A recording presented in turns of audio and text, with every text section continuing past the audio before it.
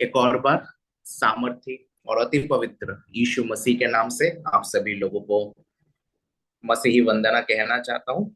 और आप सभी से अनुरोध है, स्पेशली द पीपल जो लोग को होस्ट है, उनसे अनुरोध है कि if somebody is joining, please आप मदद करिएगा उस चीज में, क्योंकि मेरा फोकस इस समय पे वचन के ऊपर रहने वाला है। जब मैं बात करता हूँ बुनियादी शिक्षाओं के बारे में, तो जो सबसे पहला सवाल आता है कि हमारे मसीही जीवन का नींव क्या है। ये एक डिस्कशन वाला सत्र होने वाला है, क्योंकि अगर मैं एक तरफ से बोलता जाऊंगा तो आप लोगों को नींद आ जाएगी। इस क्लास का पर्पस ही ये है कि हम सभी लोग मसीही बुनियादी शिक्षा को तो सीखे, नहीं तो इतना तैयार हो जाए कि दूसरों को भी हम ये सिखा सके। खुद सीखे और तैयार होके दूसरों को भी हमें सिखाने का आवश्यकता है। मैं आशा करता हूं जितने भी लोग जुड़े हैं सभी लोग इस सेशन को अच्छे से फॉलो करेंगे। और मेरा पहला सवाल आपसे है, आप लोग इसका उत्तर दे सकते हैं अनम्यूट करके, कि हमारे मसीही जीवन की नींव क्या है। क्या लगता है? शिवानी? विश्वास। ओके, अंकुश भैया ने विश्वास बोला, बहुत ही अच्छा पॉइंट है, हम लोग इसको लेते हैं। ये एक पॉइंट अंकुश भैया ने बताया। शिवानी, आप क्या कहना चाहते हो? क्या है हमारे मसीही जीवन का नींव? आपके आपके घर से कोई व्यक्ति अगर बोलना चाहे, या कोई भी इंसान अगर कहना चाहे मसीही जीवन की नींव क्या है। अंकुश भैया ने विश्वास बोला। क्या विश्वास है? वचन। ओके, अंजू ने कहा वचन और प्रभु यीशु मसीह, क्योंकि वचन देहधारी हुआ। ऐसा हम लोग परमेश्वर के दास के सत्र में हम लोग सीख रहे हैं, सोमवार के सत्र में प्रभु के दास पास्टर वियो वर्गीस के साथ। तो आइए इन तीन चीजों को हम लोग लेते हैं। मेरा आप सभी से अनुरोध है, आप लोगों को नोट करने का जरूरत नहीं है। आप ज्यादातर समय मैं कहता हूं कि आप लोग नोट करिए, स्क्रीनशॉट लीजिए, पर इस सत्र में मैं कहूंगा ध्यान से सुनिए और देखिए। ठीक है? क्योंकि उससे आप लोगों को ज्यादा सीखने का मौका मिलेगा। सबसे पहले अंकुश भैया ने बोला विश्वास, और अंजू ने बताया कि प्रभु यीशु मसीह हमारा नींव है। तो दोनों चीजों को हम लोग साथ में लेके देखते हैं। हम कैसे कह सकते हैं कि प्रभु यीशु ही नींव है? वचन साफ रीति से हमें यह चीज सिखाता है कि प्रभु यीशु मसीह को नींव या फिर फाउंडेशन कहा गया है। प्रभु यीशु मसीह को कोने के सिरे का पत्थर कहा गया है। क्या कोई बताना चाहेगा कोने के सिरे का पत्थर का क्या मतलब होता है? विनय, मुकेश, एनीबडी, डेविड भाई, व्हाट इज द मीनिंग? कोने के सिरे का पत्थर, इसका क्या मतलब है? वो पत्थर जो पूरे घर को बिल्ड करने के लिए पहले रखा जाता है, वो पूरे घर को मजबूती देता है। आमेन, आमेन। थैंक यू राहुल भाई। जब एक घर को निर्माण किया जाता है, तो फिर कोने के सिरे के पत्थर को सबसे पहले रखा जाता है, और उसके ऊपर बेस करके उस घर का स्ट्रक्चर बनाया जाता है। एटलीस्ट जूडियो पैलेस्टाइन में जिस समय पे प्रभु यीशु मसीह का हम लोग कह सकते हैं कि जीवन रहा है, या पहले शताब्दी के समय में रोमन साम्राज्य में और यहूदियों में ऐसा ही होता था। उस बात को पौलुस, जो खुद भी एक वास्तुकार था, पौलुस ने क्या किया, उस बात को लेके कहा था कि प्रभु यीशु मसीह कोने के सिरे का पत्थर है। इसका मतलब है कि मसीही जीवन बोलिए या कलीसिया बोलिए, ठीक है, उसका नींव क्या है? प्रभु यीशु मसीह है। ऑब्वियसली प्रभु यीशु मसीह ने कहा है कि पतरस वो पत्थर है जिसके ऊपर मैं अपने कलीसिया को खड़ा करूंगा। और वचन ये भी कहता है कि जो प्रेरित लोग हैं वो भी क्या है, कि नींव का कार्य करता है। लेकिन जो प्रधान पत्थर है, जो कोने का सिरे का पत्थर है, वो प्रभु यीशु मसीह है। इस बात को हम सभी लोग जानते हैं। साथ ही हम लोग देखते हैं कि और किस चीज को बाइबल में नींव कहा गया है। हम लोग मत्ती में जाएंगे, तो मत्ती 5 से लेके 7 तक एक बहुत ही अच्छा शिक्षा दिया जाता है जिसको बाहरी उपदेश कहा जाता है। वो शिक्षा जब खत्म होने वाली है तो प्रभु यीशु मसीह एक दृष्टांत देके उस शिक्षा को खत्म करते हैं। और क्या था वो दृष्टांत?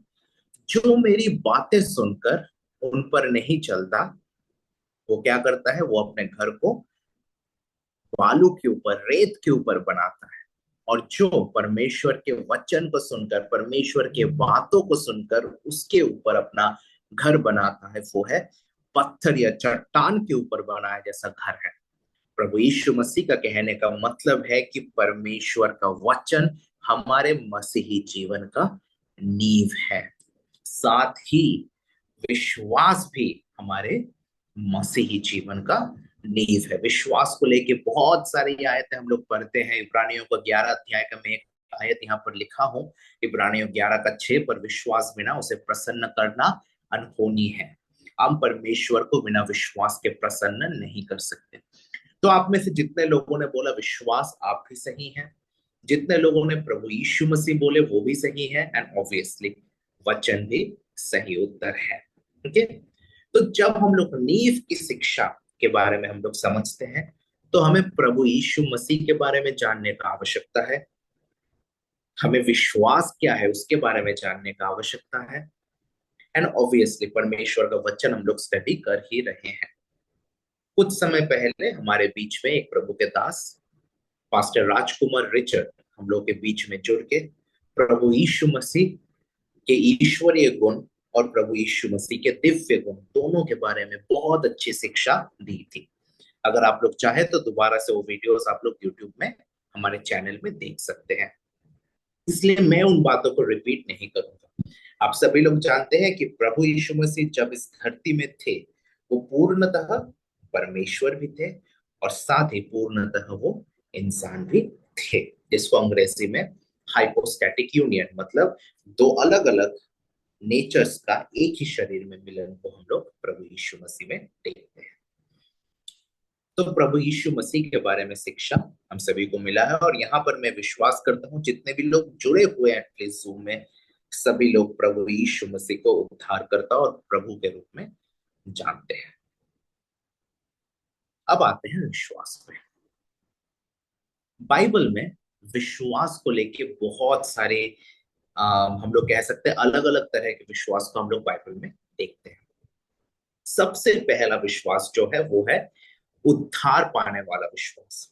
जब हम कहते हैं कि परमेश्वर पे विश्वास करो, माँ पापों से मन फिराओ तो तुम उद्धार पाओगे, उसका क्या मतलब होता है? वहां जो विश्वास शब्द दिया गया है वो है उद्धार पाने के लिए जो विश्वास होता है। ठीक है। कोई निकालिए इफिसियो 2 का 8 और 9 आयत। इफिसियो दूसरा अध्याय उसके 8वीं और 9वीं आयत को पढ़िए। इफिसियो दूसरा अध्याय उसकी 8वीं और 9वीं आयत को पढ़िए।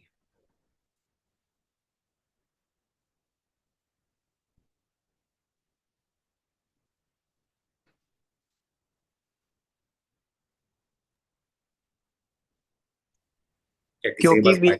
जी। जी क्योंकि भैया। विश्वास के द्वारा अनुग्रह ही से तुम्हारा उद्धार हुआ है, और यह तुम्हारी ओर से नहीं वरन परमेश्वर का दान है, और न कर्मों के कारण ऐसा न हो कि कोई घमंड करे। आमेन। परमेश्वर का दान है विश्वास। हमारे विश्वास के कारण और परमेश्वर के अनुग्रह के कारण हम लोग उद्धार पाए हैं, और हमारे अंदर जो ये सेविंग फेथ है, जो हमें उद्धार देने का विश्वास है, वो परमेश्वर की ओर से आता है। पिछले दिन हम इस विश्वास के बारे में जाने थे, जहां पर मैंने समझाया था आप लोगों को कि किस तरीके से हमको उद्धार मिलता है। सबसे पहले हम हृदय में विश्वास करते हैं और उसके बाद मुंह से अंगीकार करते हैं। जहां हृदय में विश्वास करने से हम धर्मी ठहरते हैं और मुंह से अंगीकार करने से हम लोग क्या कहते हैं? उद्धार को प्राप्त करते हैं।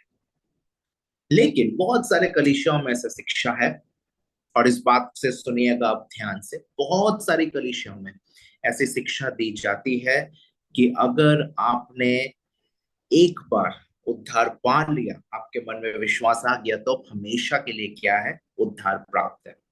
इसका मतलब है एक बार आपको उद्धार मिला, आपका जीवन चाहे कैसा भी रहे, आप जरूर से स्वर्ग जाएंगे। ऐसी शिक्षाएं बहुत सारी कलीसियाएं देती है, जहां पर वो कहते हैं कि हमारे कलीसिया में अनुग्रह भरा पड़ा है, और इसीलिए हमें ऐसा लगता नहीं है कि इतनी कठिन बात सिखानी चाहिए कि आपको पाप के जीवन में नहीं रहना है। इंसान अपने तरीके से रह सकता है, लेकिन थोड़ा बहुत ऐसी चीजें करो जो कि समाज के लिए हानिकारक ना हो, और बाकी आप अपने तरीके से जीवन जी सकते हो। मतलब एक कैजुअल क्रिश्चियनिटी, ऐसा बहुत सारे कलीसियाओं में सिखाया जाता है, खासकर पश्चिमी देशों में। मैं प्रभु का धन्यवाद देता हूँ, भारत में ऐसी कलीसियाओं की संख्या एक्चुअली कम है। बहुत सारे लोग बोलते हैं भारत में शिक्षा घुस रही है, डेफिनेटली घुस तो चुकी है, लेकिन ऐसी कलीसियाओं की शिक्षा कम है, ऐसी कलीसियाओं की संख्या कम है। दूसरा प्रकार का विश्वास, लिविंग फेथ, एक ऐसा विश्वास जो हमें मसीही जीवन में आगे चलने में सहायता करता है। इसीलिए पौलुस कहता है कि मैंने अपने विश्वास के दौर को पूरा किया है। जब हम शुरू करते हैं दौड़ना, दैट इज सेविंग फेथ, हमें उद्धार देने का विश्वास। लेकिन जब हम दौड़ते रहते हैं, अपने मसीही जीवन में आगे बढ़ते रहते हैं, वो है हमारे जीवन का विश्वास, द लिविंग फेथ। अगर हम लोग विश्वास योग्य जीवन नहीं जीते हैं, अगर हम लोग स्वेच्छा से पाप में पड़े रहते हैं, स्वेच्छा से अगर हम लोग पाप में पड़े रहते हैं, तो वचन कहता है वैसे व्यक्ति के लिए कोई अब बलिदान बचा नहीं है। ये एक ऐसा व्यक्ति होता है जो प्रभु यीशु मसीह के क्रूस के बलिदान को अपने पैरों तले रौंदता है। इस तरीके का कठिन तरीके से कहा गया है ऐसे लोगों के बारे में जो लोग हबीचुअल सिन, मतलब कि स्वेच्छा से जो लोग पाप करते रहते हैं। तीसरा प्रकार का जो विश्वास हम लोग देखते हैं वो है कार्यशील विश्वास, जिसको हम लोग कहते हैं द वर्किंग फेथ। ठीक है, इसके बारे में हम लोग देखेंगे थोड़ा सा बाद में, जब हम लोग करेंगे तब जीवन का विश्वास, कार्यशील विश्वास, इन सारे चीजों के बारे में हम लोग देखेंगे। लेकिन आप सभी लोग जानते हैं कि याकूब की पत्री का जो मेन विषय वस्तु है वो कह रहा है कर्म बिना विश्वास मरा हुआ है। आप कहते हो आप विश्वासी हो, लेकिन आपके जीवन में देख के ऐसा लगता नहीं कि आप विश्वासी हो। इसका क्या मतलब है? कर्म बिना विश्वास मरा हुआ है।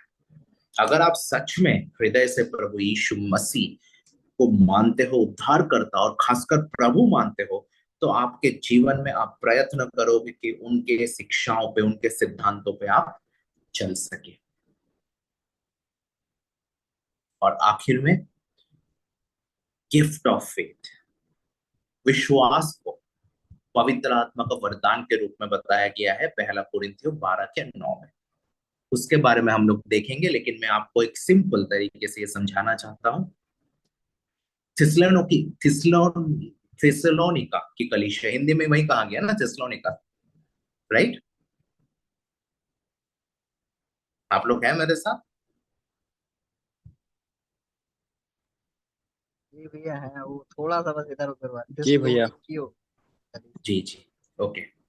थिस्सलुनीका की कलीसिया जो है, द चर्च ऑफ थिस्सलुनियंस, थिस्सलुनियंस का जो कलीसिया है, वहां पर हम लोग देखते हैं कि पौलुस कहता है कि तुम्हारा विश्वास दूसरों के लिए उदाहरण बन रहा है। तुम्हारे विश्वास को देख के दूसरे लोग और ज्यादा प्रेरित हो रहे हैं, प्रेरणा पा रहे हैं, और परमेश्वर के वचन को आगे लेके जाने के लिए वो लोग तत्पर हो रहे हैं। क्लेश के समय तुम्हारा विश्वास एक उदाहरण बन के दूसरों के सामने खड़ा है। This is the gift of faith. क्या हमारा विश्वास दूसरों के लिए उदाहरण बनता है? ये सवाल आप लोग अपने आप से कर सकते हैं, क्योंकि हम सब अपने जीवन को जानते हैं। जीवन का विश्वास, कार्यशील विश्वास, और गिफ्ट ऑफ फेथ, विश्वास के वरदान या विशेष विश्वास के बारे में हम लोग आने वाले सत्रों में सीखेंगे। फ्रूट के बारे में उसी दिन बताएंगे जिस समय हम लोग गिफ्ट ऑफ फेथ। लेकिन हाँ, डेविड के एक सवाल का मैं जवाब दे दूं। यूनान भाषा में फ्रूट को एक वचन में लिखा गया है। हिंदी में शायद आत्मा के फले कहा गया है, पता नहीं, आत्मा का फल आई थिंक हिंदी में भी कहता है एक वचन में। उसका मतलब मैं ये कहना चाहता हूं कि जो 9 विशेषताएं दी गई है आत्मा के फल की, वो 9 फल नहीं है। उसमें से एक आपके जीवन में होना ऐसा नहीं है। वो सारे के सारे हमारे जीवन में होना जरूरी है।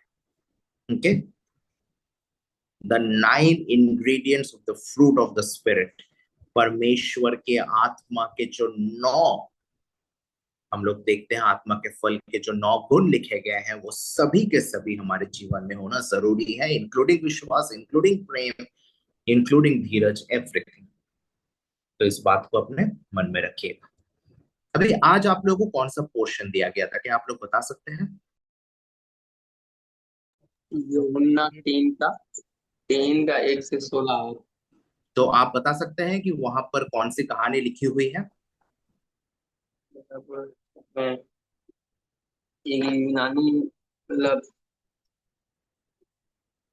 नि, निके निके तुम्हारा एक सरदार था यहूदियों का, उसे उसके विषय में मतलब। जी, निकोदेमस जो यहूदियों का सरदार था, उसके विषय में हम लोग देखते हैं, लिखा गया है यूहन्ना के 3 अध्याय में। क्या वार्तालाप हो रही है? कोई और व्यक्ति बोलिए, क्या डिस्कशन हो रहा है यहाँ पर यीशु मसीह और निकोदेमुस के बीच में? उसका मेन विषय वस्तु क्या है? नया जीवन। जी बताइए। अ, नया जीवन भी है। नया जीवन, और नया जीवन का मतलब मुकेश के लिए क्या है? क्या मुकेश क्या पढ़ के क्या समझा है, नया जीवन का क्या मतलब है? नया जीवन का ये है कि भैया यीशु मसीह पर विश्वास को लेके, कि हमने अपने पुरानी चीजों को छोड़कर यीशु मसीह पर विश्वास किया और उसकी शिक्षाओं पर चलने, तो हमारा जीवन अब पिछला ना रहा, नया हो गया। ओके, सो आपने सही बोला मुकेश, बट कोई ऐड करना चाहेगा इसके साथ?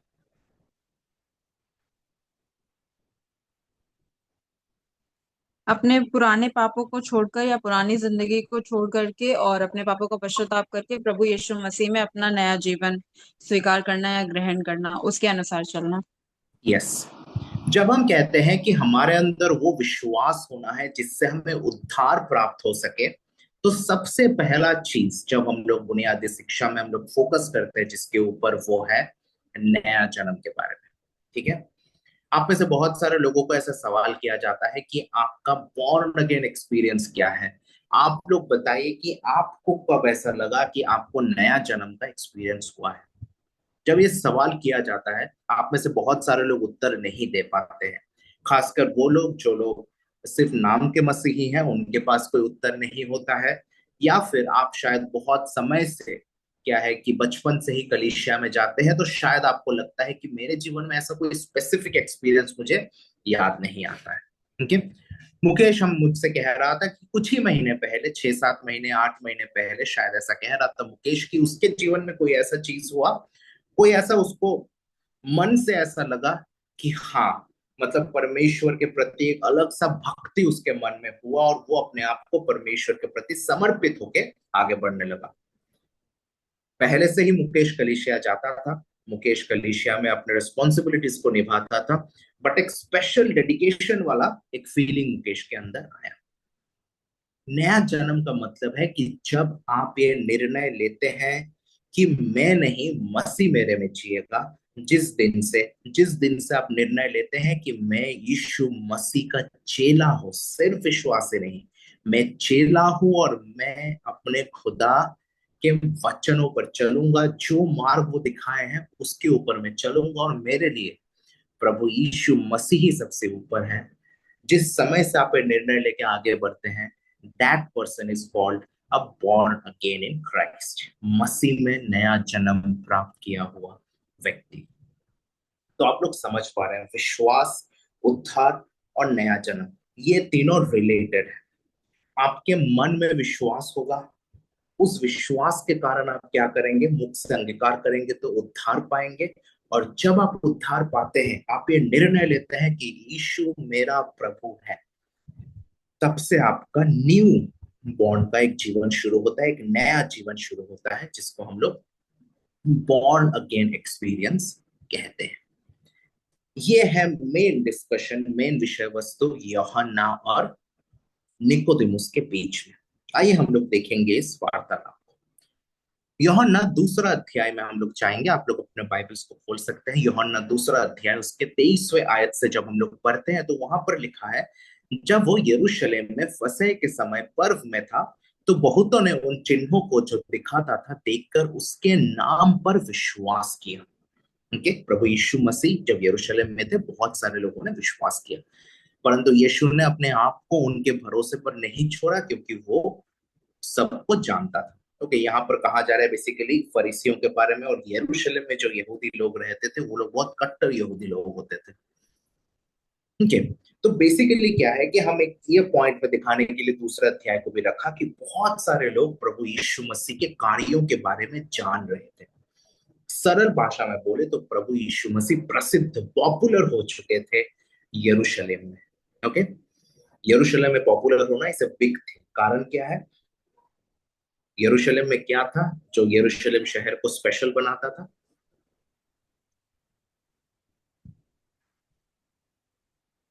यहूदी यहूदी तो थे, लेकिन क्या था यरूशलेम में? क्या था? पूरे इज़राइल में यहूदी। आराधनालय, आराधनालय I think। थोड़ा और बेहतर है, आप एकदम करेक्ट बोले हैं। यस, मंदिर। आराधनालय इसको कहते हैं। तो अंकुश भैया का बात भी सही है, आराधनालय the sanctuary of the Lord, या फिर मंदिर। ठीक है, थैंक यू डेविड भाई, थैंक यू अंकुश भैया, थैंक यू अंजू। मंदिर होने की वजह से क्या है कि यरूशलेम सारे यहूदियों में प्रसिद्ध था, और हम ये बातों को जानते हैं। तो वहां पर अगर आप खुद प्रसिद्ध हो रहे हो, आपके चिन्ह चमत्कार के बारे में अगर बात हो रही है, इसका मतलब है कि लोग के मन में होता है कि इस लड़के में कोई बात है या इस आदमी में कोई बात है। मैं लड़का शब्द इसलिए इस्तेमाल क्यों कि तब यीशु मसीह का उम्र होगा शायद 30 वर्ष के थोड़ा ऊपर। ओके, तो उस समय पे क्या हुआ कि एक व्यक्ति उनके पास आया, उसका क्या नाम था? निकोदेमुस नाम था। उर्दू बाइबल में लिखा है कि वो एक उस्ताद था। क्या था? उस्ताद, मतलब वचन को बहुत ही अच्छे तरीके से जानने वाला व्यक्ति था। ठीक है, वो फरीसियों का सरदार भी था, साफ रीति से वचन में कहा गया है।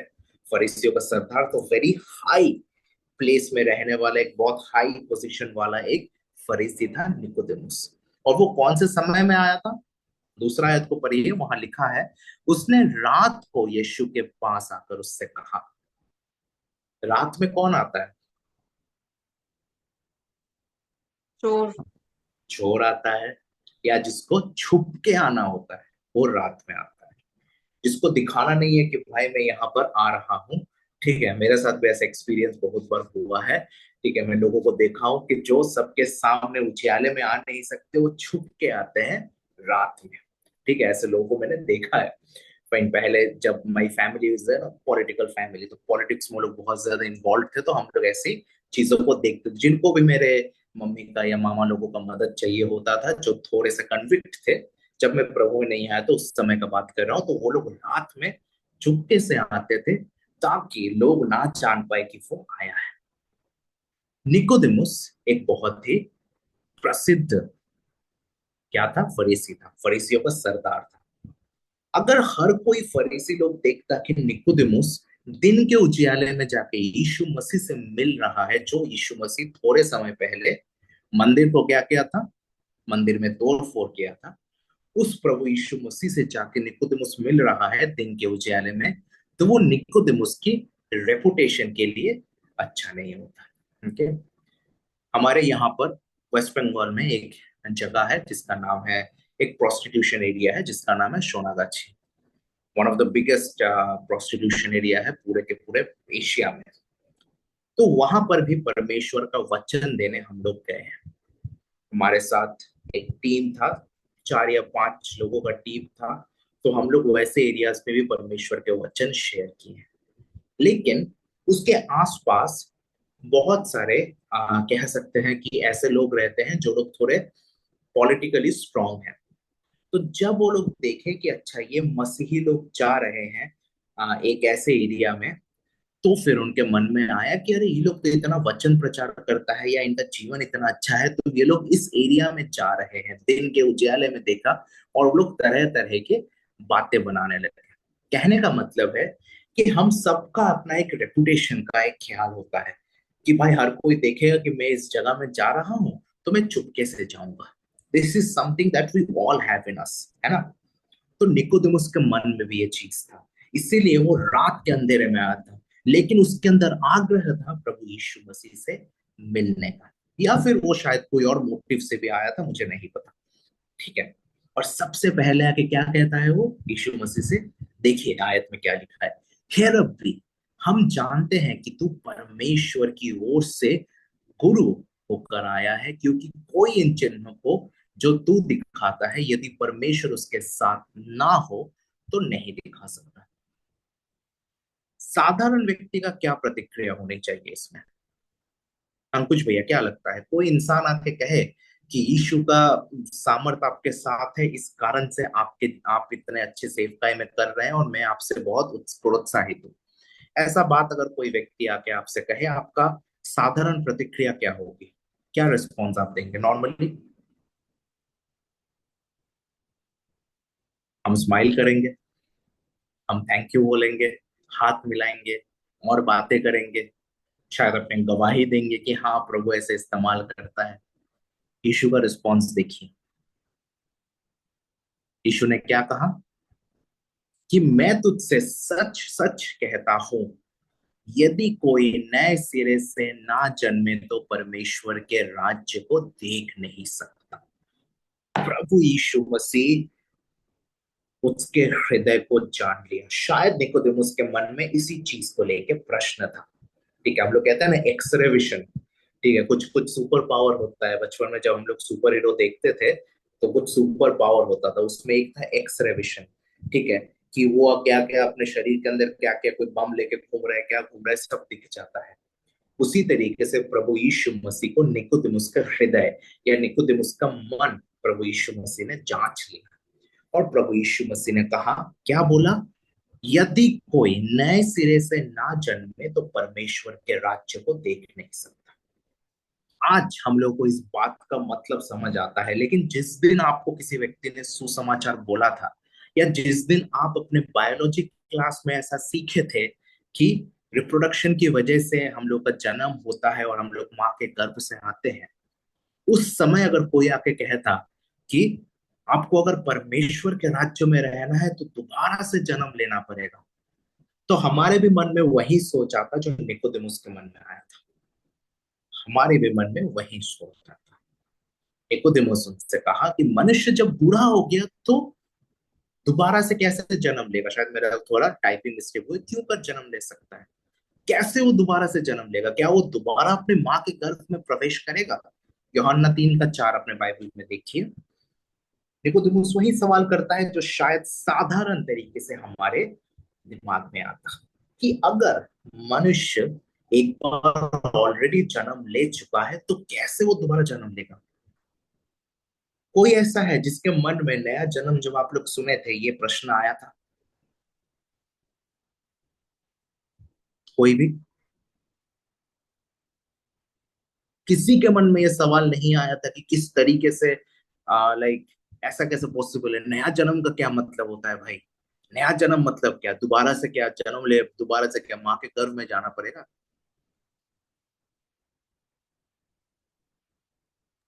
नहीं भैया, क्योंकि हम लोगों ने कई बार सुना है ना पास्टरों को प्रीच करते हुए नए जन्म के बारे में, तो क्वेश्चन कभी आया ही। क्वेश्चन कभी आया ही नहीं। ओके ओके, चलिए, दैट्स अमेजिंग। बहुत अच्छा लगा सुन के कि सवाल आया नहीं है। तो मैं आपसे एक सवाल करता हूं, क्योंकि हमारे सत्र का समय खत्म हो रहा है। मैं इससे बहुत ज्यादा आगे बढ़ाने का सोच रहा था, लेकिन मैं आपसे एक सवाल करूंगा और फिर उसको लेके एक छोटा सा कार्य आपको दूंगा और तुम अगले दिन इसको कंटिन्यू करेंगे। यीशु का उत्तर क्या था? कि मैं तुझसे सच सच कहता हूं, जब तक कोई मनुष्य जल और आत्मा से ना जन्मे तब तक वो परमेश्वर के राज्य में प्रवेश नहीं कर सकते। मेरा सवाल आपसे है, एक एक इंसान बोलिएगा, इसका आंसर देने का कोशिश करिए, जल्दी से बोलिएगा। जल का परमेश्वर के वचन में क्या मतलब होता है? पानी छोड़ के, मतलब स्पिरिचुअल क्या मतलब होता है जल का? पानी का क्या मतलब है? पानी शुद्धिकरण। शुद्धिकरण को दिखाता है। अंजू ने शुद्धिकरण कहा, तो अंजू आप दूसरा नहीं बोलेंगे, एक आपने बोल दिया शुद्धिकरण। ओके, और कोई कुछ? सिर्फ शुद्धिकरण को दिखाता है पानी? जल्दी जल्दी भैया बोल। ब्लेसिंग को भी दर्शाता है। ब्लेसिंग को दिखाता है। ओके, पानी ब्लेसिंग को दिखाता है, संजना सिस्टर ने बोला। अंजू, मैं आपको अभी नहीं, एक ही आपने बोला अभी। डेविड, मुकेश भाई, विनय। अभिषेक से भरना या अभिषेक में बह जाना। एनॉइंटिंग को दिखाता है पानी। ओके, डेविड ने कहा एनॉइंटिंग को दिखाता है। That's good. और विनय, आपको क्या लगता है? राहुल भाई, आपको क्या लगता है? अंकुश भाई, ये आपको? जी। ट्रांसपेरेंसी कह सकते हैं उसके। स्वच्छता, ट्रांसपेरेंसी, क्लियरली, क्लैरिटी, स्वच्छता। ठीक है, चलो। ओके, ले लिए एक और। लिख के रखिए जो आपने बोला है ना, उस शब्द को। संजना सिस्टर, लिख के रखिए आप। ब्लेसिंग, डेविड कहीं पे लिख के रखो अनॉइंटिंग। ठीक है, ट्रांसपेरेंसी मुकेश लिख के रखिए। अंजू, आपने क्या बोला था सबसे पहले? अंजू ने बोला था शुद्धिकरण, उसको लिख के रखिए। अंकुश भैया बताइए, और कुछ? पवित्र या शुद्धता। शुद्धता, पवित्रता। ओके, थैंक यू राहुल भाई, आप भी कहीं पे लिख के रखिए। बाकी कौन बचा है? विनय, अंकुश भैया, एनीबडी एल्स, कोई भी और कहना चाहता है? सिस्टर महिमा, सिस्टर महिमा बताइए क्या लगता है, पानी क्या है वचन में? आपको क्या लगता है वचन में पानी का क्या मतलब हो सकता है? परमेश्वर के वचन में पानी किस चीज को दिखाता है बाइबल में? आप अपने तरीके से बोलिए। अगर ये रिपीट करना है, यही बोल दीजिए। सैंटिफिकेशन। ओके, वो सैंटिफिकेशन ऑलरेडी सुना, बट हाँ, थैंक यू डेविड। तो हम लोग पांच चीज को आप लोगों ने बताया। अंजू ने बोला कि शुद्धिकरण, डेविड भाई का पहला टॉपिक था। अभिषेक। ओके, अब ब्रदर राहुल ने भी शुद्धिकरण का बात बोला। सिस्टर संजना ने आई थिंक ब्लेसिंग बोला, है ना? ब्लेसिंग बोला सिस्टर संजना ने। और मुकेश भाई ने बोला ट्रांसपेरेंसी या स्वच्छता। Okay, that's good. आप लोगों को अगले हफ्ते के लिए, या तो थर्सडे या फ्राइडे होगा, आप लोगों को बाइबल से उन आयतों को कलेक्ट करके लाना है जो कहता है कि पानी का मतलब ब्लेसिंग है, या पानी का मतलब शुद्धिकरण है। जो जो पॉइंट्स आपने बोला, वचन से उस बात को समझाने का कोशिश करिए। और अगर कुछ और मिले तो उसको भी ऐड कर सकते हैं। लेकिन आपने सबसे सरल वाला छोड़ दिया, जो यूहन्ना के ही हम लोग किताब में पानी देखते से हैं। बपतिस्मा लेना। जी जी जी, बोलिए। पानी से बपतिस्मा लेना। बपतिस्मा लेना, चलिए उसको भी आप उसको लेके तो आए थे आपको। पवित्र आत्मा। पवित्र आत्मा। हाँ चलो अंजू, आप पवित्र आत्मा बोले तो आप अपना बढ़ा रहे असाइनमेंट, चलिए कोई बात नहीं। नया लेकिन जीवन। नया जीवन पानी दिखाता है Mukesh, you have to find out कहाँ वचन में लिखा है, बट थैंक यू। इसके बाद वाले अध्याय में पानी का एक बहुत अच्छा मीनिंग था। ठीक है, बट कोई बात नहीं, यूहन्ना के उनके लिए चौथे नहीं, अध्याय। वो कहते हैं जीवन जल का सोता, तो जीवन, जीवन। जी। जीवन, तो जीवन, नया जीवन नहीं, जीवन, उसका क्या मतलब है? फाइंड आउट करना। ओके, ये आपका काम है, आप इसको देखिए, पढ़िए वचन में। ठीक है, और सवाल करिएगा हमेशा, आपके मन में सवाल आना चाहिए। जब मैं पहली बार कैंप अटेंड किया था, जिस कैंप में मैंने यीशु मसीह को उद्धारकर्ता और प्रभु के रूप में ग्रहण किया, उस कैंप में एक सेशन मैं अटेंड नहीं कर पाया था क्योंकि मैं रात में रुकता नहीं था, मैं घर आ जाता था। ध्यान से सुनिएगा इस कहानी को। वो 2 घंटे का सेशन था, लेकिन मेरे पास्टर ने, तब मुझे पता नहीं था कि पास्टर बोल के भी कोई चीज होती है, जो कोऑर्डिनेटर था उन्होंने कहा कि 4-5 घंटा भी जा सकता है ये वाला सत्र। तो मैंने कहा नहीं भाई, मेरे मम्मी हमको मारेगी, हमको घर जाना है समय से। तो मैं आ गया घर। अब अगले दिन जब मैं गया, हर कोई मुझसे कह रहा है अरे कैसे तुम कल नहीं आए, कैसे तुम कल नहीं आए। मेरे को लगा कि कुछ बहुत स्पेशल चीज मिस कर दी है, या तो बहुत अच्छा खाना था, या बहुत अच्छा कुछ एक्टिविटी था, या कोई ऐसा टीचिंग जो कि बहुत ही बढ़िया था और दोबारा नहीं दिया जाएगा। तब एक प्रभु के दास थे, वो वर्शिप लेते थे, ब्रदर अजय नाम था उनका, ब्रदर अजय रायता। उनका सरनेम है रायता, इसलिए मुझे याद है वो ब्रदर। वो आके बोलते हैं कि ब्रदर यू मिस्ड यस्टरडे, कल होली स्पिरिट आए थे। अब मैं ठहरा नया व्यक्ति, तो मेरे को अब पता नहीं कौन आया था। मैं सोचा कि भाई कौन, पता नहीं आदमी आके चला गया, होली स्पिरिट के नाम का नाम मैं उसको दिमाग में अनुवाद कर पा रहा हूँ, उस टाइम पे होली स्पिरिट आया था। देन मैं सोचने लगा कि स्पिरिट में बी समथिंग रिलेटेड टू, कि ये लोग कुछ वो करते हैं ना, वही जब बोर्ड या प्लानचेट बोलते हैं हम लोग, कुछ भूत भूत बुलाए थे, something like that, they did something super natural. लेकिन मेरे को होली स्पिरिट यानी कि पवित्र आत्मा का तब मतलब भी नहीं पता था।